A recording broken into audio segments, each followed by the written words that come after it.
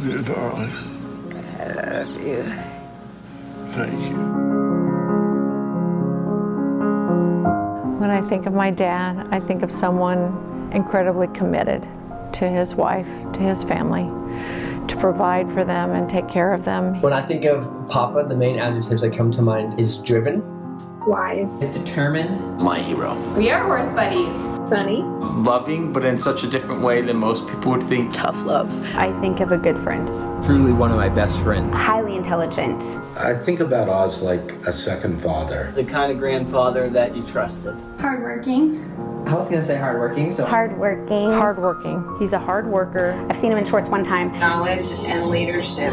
Was my hero. Always supporting me and having my back. Someone that really helps push you and guide you. Great mentor. I'll never will forget how much ice cream we ate. I think of singing. Belting hymns out in the kitchen. Mom would play the piano and Dad would sing his favorite hymns or show tunes, and that was really a delightful way to fall asleep as a child. When I was in middle or high school, I remember Papa giving me a yellow pad and saying, go upstairs and write your life plan on this pad, because most people spend more time planning their yearly vacation than they plan their entire life. Expected a lot, liked things to be a certain way. We had a snack bar that sat 7 children. He would come in his top hat and his suit coat and would come and put a chiclets at 7 places. He would give each of us a kiss each of the children, and then he would be out the door. But it was such a precious memory. As a child, I remember him mostly as a stern, very focused and hardworking grandfather. But as the years have gone by, he's lightened up so much. I see a much softer, more loving Papa. I was able to see Papa's soft side. He would spoil me and tell me I couldn't tell people when he'd buy me things like makeup. And wait, I guess I shouldn't say that. I like that you have fun toys in the swimming pool. Thank you, Papa, for everything you've done for us. We appreciate your leadership. There's no doubt that my dad has left us a legacy of hard work and dedication to family.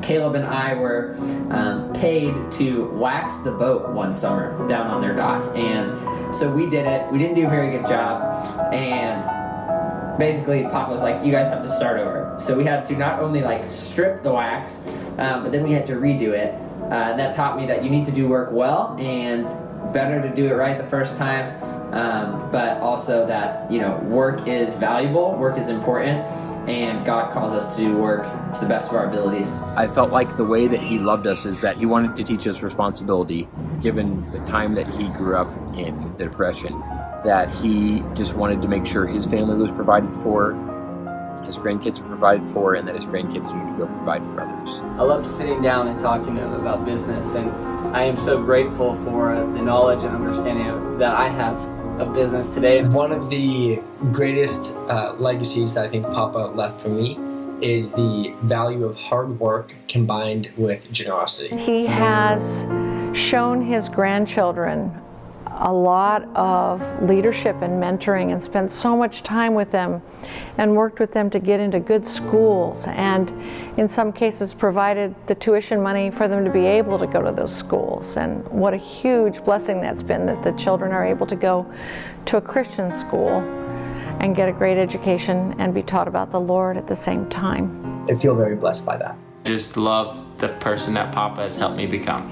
Sitting at Nana and Papa's table, and we were going through how to start a business. Papa was giving me all this information, and I just was so overwhelmed. And he stepped in the gap and said he would help me learn the skills, and then also gave a gift in order to get that first movement started. All of the organizations I know he's given to and people he's helped to just kickstart that first part of the project, which has now grown into something so much more.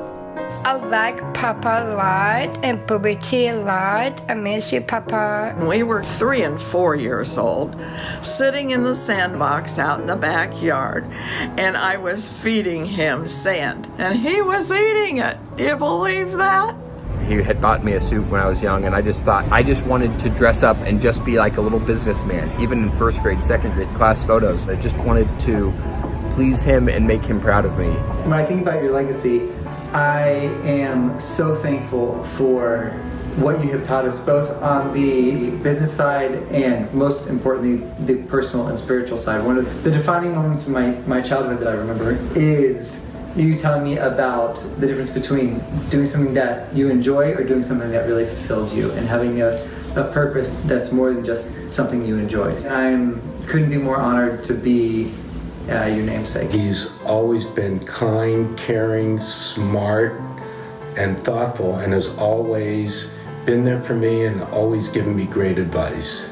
In spite of the fact that we're 30 years difference in age, that we are of different religions, we have different political beliefs, we've always loved and respected each other. I wasn't a Christian yet when he became a Christian, and he came to my apartment and wanted to talk to me about Jesus because he thought that I was on the precipice of making some poor decisions, and he was probably right. But I was so angry with him for trying to talk to me about Christ. I grabbed my umbrella and pointed it at him and forced him out of my apartment.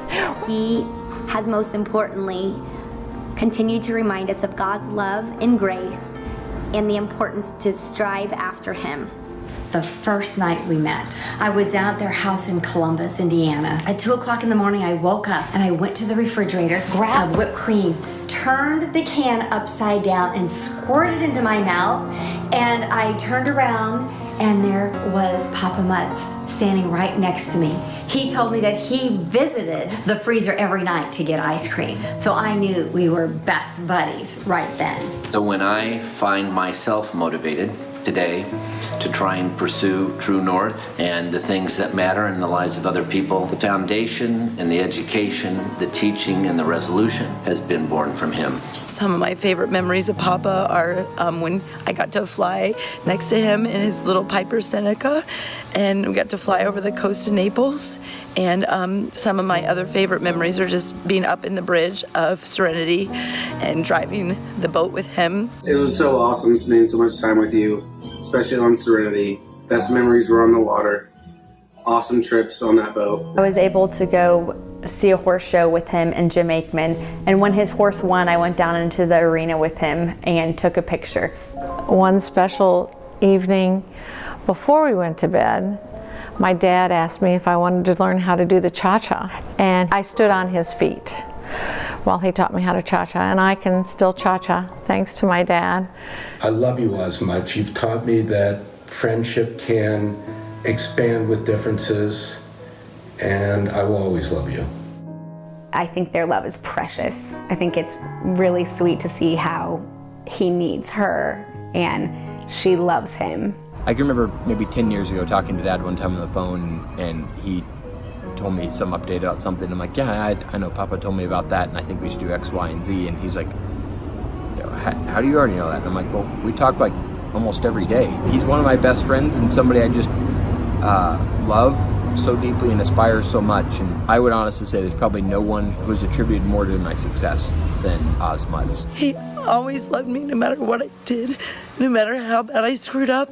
He loved me. And I love him dearly. I love you, Papa. I love my Papa. We love you, Papa. We love you, Papa.